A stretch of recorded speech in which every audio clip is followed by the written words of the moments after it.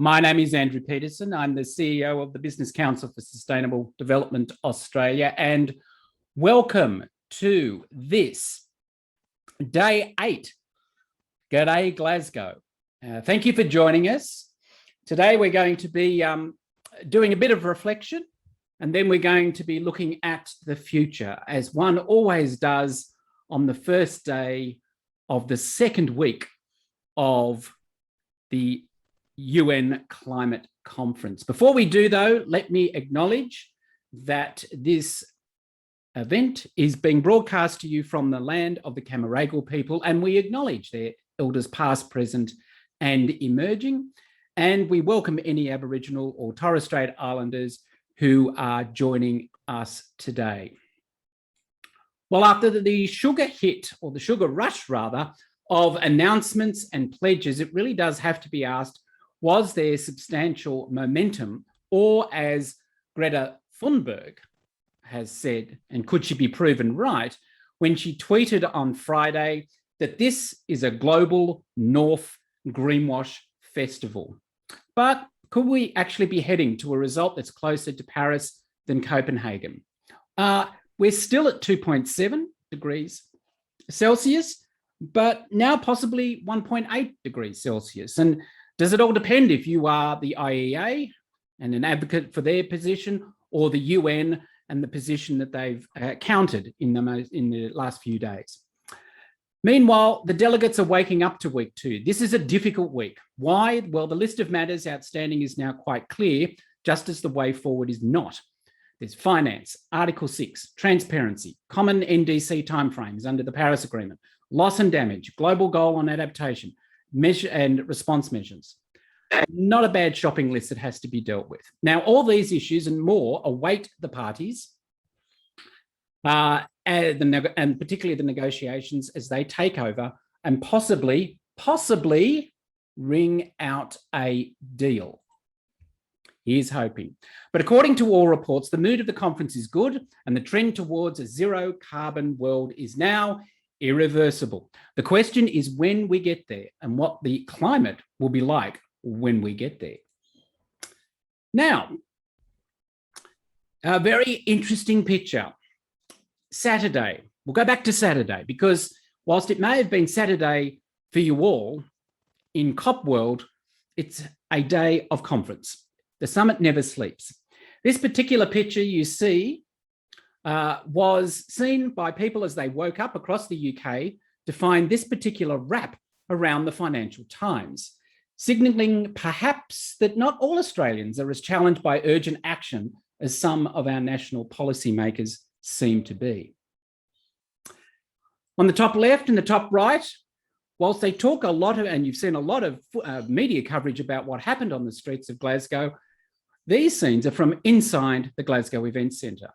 Civil society activists received permission to protest, and protest in a COVID-safe way.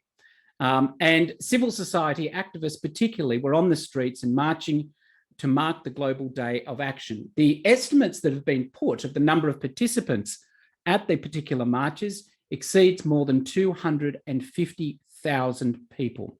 Meanwhile, in the Scottish Event Centre, it was the Nature and Land Use Day on Saturday the 6th of November, and it held many, many activities, not the least of which was that Idris Elba and his wife, I think Sandra, in representation of a UN platform, took centre stage and made a heartfelt, passionate plea for both governments and business to be part of the solution, particularly around the challenges of developing country agriculture. And in that regard, the presidency actually launched a new initiative called the Forest Agriculture Commodity Trade Roadmap, which is a collaborative plan to leverage sustainable trade in agricultural commodities and to tackle deforestation. Meanwhile, bottom right, the issues and negotiations remain unending. The subsidiary bodies closed shortly after midnight on the 6th of November. Imagine staying up for that. I think some of us did. While several items concluded, issues related to Article 6, transparency, adaptation, loss and damage, response measures and common timeframes were bundled and forwarded for further work, which starts Glasgow time today. Negotiations will take place in consultations that are facilitated now by ministers, with further technical talks, as well as presidency-led consultations. The exact balance amongst all these three formats will hopefully become clearer today when the presidency actually unveils its plans in what's called the stocktake session. But now let's bring in our COP stars. And before I do that, I just need to move a few people around. There we go. All right. So if I can ask Dave Benattar, Lisa Cliff, and Matthew Warnken, if you could put your video on and your audio on. A big hi to you all. David, we found you. Can you hear us? Yes, good morning. Very good. And Lisa, how are you? Yeah, very good. Thank you. Great to be here. Matthew, I don't think has gone to bed. So let's start very quickly. Australian into COP. Right. Let's start very quickly with both David and Lisa by asking the first question, because I think if memory serves, and I'm about to be proven wrong, I'm sure, but this is your, both of you, this is your first COP. Is that correct, David? No, that's the second COP for me. I was in Madrid in 2019. Oh, very nice. Oh, but Lisa, this is your first. Yes, this is my first. So we always ask the novice the first question. So with that, what surprised you about this COP? Has it been an issue about Article 6 progressing, possibility of a deal on certain elements, the sheer number of pledges, the presence of business, or the one I'm finding fascinating, the carbon content of food? Looking forward to what you've observed that you found most interesting and surprising. Yeah, so I guess the biggest surprise has been participating in the Climate Action Network international discussions and really seeing an absence of the mention of Australia in those discussions, because, you know, there are bigger fish to fry with human rights concerns coming from other language and negotiations pushed by Brazil and others. So I mean, it's just been a hard space to not see more pressure on the Australian government for really not stepping up and just, you know, being content with lagging behind the rest of the world. So we'll be curious to see where that goes this week. Absolutely. David, what about you? What's been your surprise thus far? My surprise. I think what's exciting is to see the scope of the dimensions that are being discussed here. What I mean by that is that beyond negotiations on the various articles, you see so many aspects of civil society being represented here.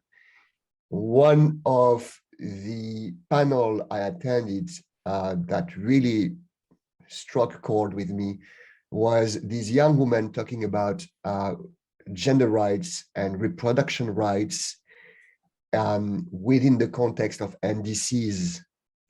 And so you had these young activists from Brazil, Japan, the UK, and a couple of other countries explaining to us how it is actually essential that such dimensions are being considered from the moment that we start to plan the mitigation and adaptation plan. And they went through a very rigorous analysis of how these gender rights and reproduction rights are already not included at the design stage of these plans, and how it will have a long-lasting impact on the people on the front lines.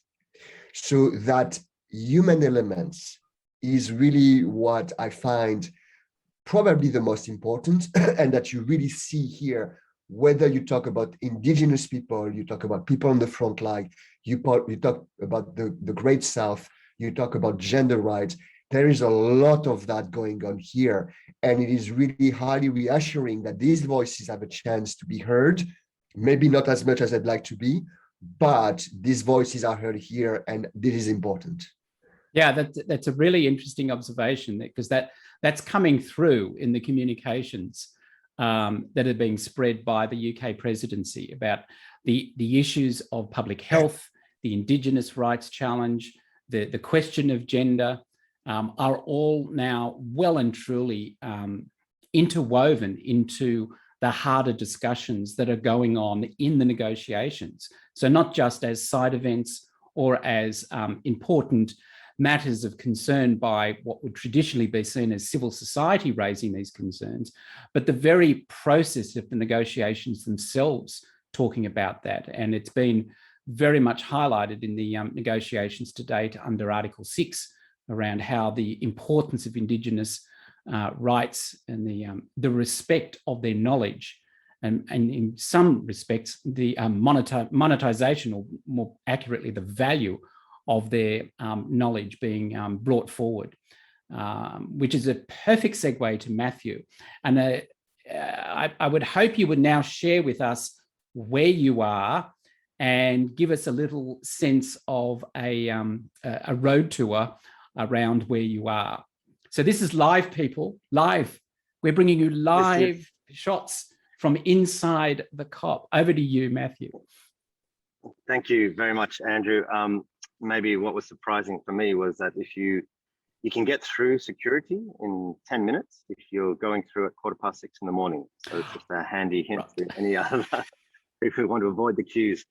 And also there was Idris and his wife Sabrina Elba. They were launching Climate Shot, which was an ambitious program around in bringing agriculture into the solution space. So there's obviously recognition that agriculture plays a large part of emissions. So I was actually in that event in the plenary. I wasn't outside marching with the 250,000 people. Funnily enough, on Sunday I ended up marching with 65,000 Scots out of Murray. Wow. As Australia got beaten or robbed, some may say, 15-13. But just that you can't help but hear those voices in terms of the discussions going around. And while there's no obviously silver bullets in terms of the solutions, what is emerging, there is lots of silver buckshot. So I'm going to try now to just give a sense that this works. So I'm actually at the Australia Pavilion. If we get up there, I'm not sure if that shows anything. But this is the pavilion of all countries, and just the number of countries here are represented is huge. Australia's got a nice corner position. Probably there over the back of my shoulder, those blue cups, they're the coffee cups, which is keeping the COP caffeinated, and hands down Australia having the best coffee. Where neighbours with actually the Coalition for Rainforest Nations and the big PNG stand, as well as a handy sustenance bay are right there. But it's hard to actually, just from that brief 360, and there's security guards wandering around everywhere. I had to duck under a few banners to get in. But just the absolute amazing amount of activity that is going on within the pavilions, and each pavilion, each country also having a very full agenda in terms of focusing on solutions, which is the cause for hope, the cause that we may actually get to net zero and beyond earlier than 2050. Well, you're all part of the single largest COP in history. As at, I think, yesterday, I was reading a UN report that said that it's up to 39,000. It's as close to 40,000 as doesn't matter. And it just totally overwhelms the numbers that went to Paris and obviously Copenhagen. So you're not wrong when you say that there's a lot of activity on the ground. You are part of history, the three of you, and our other colleagues who are over there who have joined us over the last few days and into the next week. David, can I bring you back? Because I wanted to ask you a further question. And that was now that we're at the end of week one and we're about to go into week two, one of the interesting observations I made on the weekend was that the media, not just the Australian media, but the media probably globally, doesn't seem to be talking a lot about the importance of the pledges and the announcements being made, and seems to focus very much on B-roll of protests and commentary from Ms. Thunberg, which whilst not unimportant, I'm not sure it gives us a true sense of what's actually happening, what's the vibe at the COP. And as I said at the opening, there's been commentary, admittedly, from the UK presidency and others that this is turning out to be a fairly good COP. Help us understand what you think is the vibe of this COP at the moment. Yeah, so there is I think there's two parallel dimensions going on. One stream is about progress made with the various announcements that we've heard, right? So the announcement about methane, the announcement about ending coal, the announcement about protecting forestry. So every day we had a major announcement. We had almost a succession of breakthrough that really are adding up to today, the assessment that we would be in the 1.8 degree temperature increase if all the commitments taken during COP were actually delivered. We've never been there. So there is quite a great sense of accomplishment and hope thanks to that COP. That's one. The second work stream is the blah, blah, blah. It's going on. You see it, you hear it, you go to panel. I attended a panel yesterday, and I don't care, I'm gonna bring up some names. I heard the IMO talk about their reduction pathway to 2030, and then making very complacent targets to decades later. That's how they said it, decades later to fully decarbonize. And so you have these two dimensions clashing. And in the middle of that, you have the activist. So I'm not sure what the media want to pick on. I don't personally care. That's not really that important. I think what's important is to see the commitments, and that's going to be a number of new bodies and organizations and governance in place to ensure that these commitments are delivered on. If the various bodies and organizations and governance around these commitments can't police the delivery of these commitments, you also have a number of groundbreaking technologies that are being presented here during COP that will also help us monitor the progress. And so, for example, I attended a presentation by Planet, which is this machine learning AI-powered satellite network that provides now real-time data on the state of the planet and the sources of emissions, country by country, city by city, and so forth and so forth. So that's what's going on at COP. The entire thing is happening here. And that's why this COP is so meaningful. So for those who say, well, this COP is not doing this and that, I mean, when did you have an announcement on methane, forestry, coal? Exactly. All in a few days. Yeah. It's unheard of. Yeah. So I think there is, as some people put it yesterday, good reasons to be cautiously optimistic. We still have a week to go. So we got to go back into the arena and push more. You know, I was walking into the convention center. I passed the security gate. I think it was Friday morning or Saturday morning. And there was this old guy who I looked at him for a snap. He could have been like an old drug. He had a big beard. He was overweight. He was like all banging, and he said something. And he said, guys, this is your moment. We are looking at you. Go and do it. And I don't know if I ever forget this moment. Mm. Mm. So I think we got to go back into the arena with Monday, and we got to carry on. Let's pick up on that. And Lisa, is this the moment?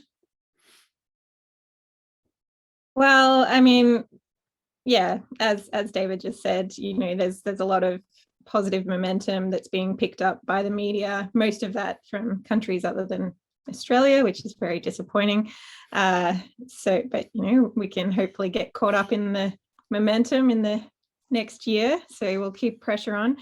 But I think, that this week is really critical, because all of those shiny new pledges, as I think you described them, Andrew, really the devil is in the detail. So Article 6, the transparency piece, the new tabular format, and all of those pieces that they're developing will be key to how we can make sure we hold everyone account against those new commitments. And really, I found a nice, beautiful tweet from Kate Hampton that summed up how I'm feeling about it.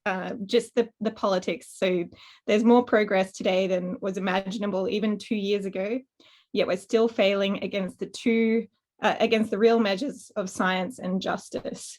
And the justice piece is definitely big. So particularly with Aboriginal and Torres Strait Islander Australians, they have not had any formal engagement that we're aware of with the Australian delegation, which is very disappointing. So we have 4 Aboriginal and Torres Strait Islander representatives with the Kenner delegation here. But there's a lot of work to do. And today, everybody look out for these. What's it say? Yep, What's it say? It says pay up for loss and damage now. Oh, so yay. that'll be the, and everybody's out wearing their maroon. So yes. Lisa, you've got to bring me back merch. I want merch. Okay. Because I wore one of my famous T-shirts that Matthew horrifically saw the other night. And I'll be wearing my other COP T-shirts between tomorrow and the end of COP, with the hope that my very first T-shirt will represent the beginning of the end. Anyway, that's the metaphor I'm going with. Okay, thank you for that. And please stay COVID safe when you're marching, Lisa, please. Matthew, what about you? What's your take thus far about the vibe? So I think the vibe, having to look deeply in terms of what's going on, and we'll find out this week whether the strategy of having heads of state come at the first week of COP is going to pay off, or whether everyone feels a release of pressure because no one's coming in at the end of this week to check up on progress on Article 6 and other key components. But so still, what in terms of conversations and discussions I'm having, what I find fascinating is just the depth of investor interest in terms of funding solutions. Okay. And that's evident by a few of the events held outside COP, and the number of sort of industry investor representatives who couldn't get into COP just coming to Glasgow as that sort of focal point. And talking really significant dollars are being put on the table. In addition to the wealth of announcements, so there's continuous announcements. It's almost like a fire hydrant of pledges and programs. But even like again coming back to the agricultural front, which I'm keenly looking at, United States, United Arab Emirates announcing an agricultural innovation mission. And staking up $2 billion there to kickstart, agriculture in the solution space. So I think the vibe, it's a kaleidoscope, it's a tapestry, it's a rich tapestry, and depending on which threads you're pulling, you'll get a different lens on things. But again, if I had to sum it up with one word, and maybe that is because I'm the internal optimist, it is momentum. It's not perfection, but I definitely see progress and real world progress. And there on the business sector side, business no longer fighting against, say, net zero emissions, or fighting against nature-based solutions, or fighting against fair and just transition, but actually working with that. And so when you see that level of shift, and putting aside the sort of the detail, or the arguments and the discussion around is this greenwashing? I think we need to embrace the center, because real world solutions will come through the center. companies need to be given the benefit of the doubt, and held benefit of the doubt, held to account, but looking at what real funding and investment and turnaround can be achieved. And so there I really see huge momentum emerging from this COP. And so I think this COP will be a platform for those solutions-based programs. Well, to the three of you, gird your loins and fill your bellies with good coffee, which I understand you can find on the Australian Pavilion, because Dave Rouse just a quick said that in the chat function. Yes. And a quick advertisement too. So if anyone is at COP, there's going to be a great function at the Australia Pavilion today, starting at 5 p.m. Drinks and canapes provided. So it'd be great to. Okay, I'll be there. I'll get on a plane now, and I'll be there. Not. All right. But will there be jazz? Asks Rachel Allen Barkas. Yes. You need to talk to Alan Hendry from McDonald's, see if you can get that jazz crew down.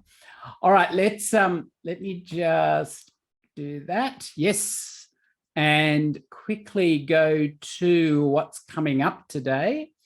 Oops. Oh no, that's right. I promised you that I would keep you up to date with the Good COP Outcome Barometer. And this very much is a reflection of the conversation that we just had amongst ourselves and our COP stars.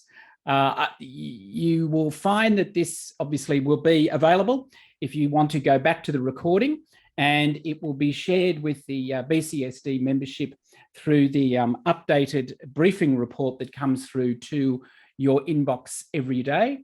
But the highlights is I think Dave and Lisa and also Matthew are highlighting, you do get a sense that it's great news, but there's still a significant amount of work to be done.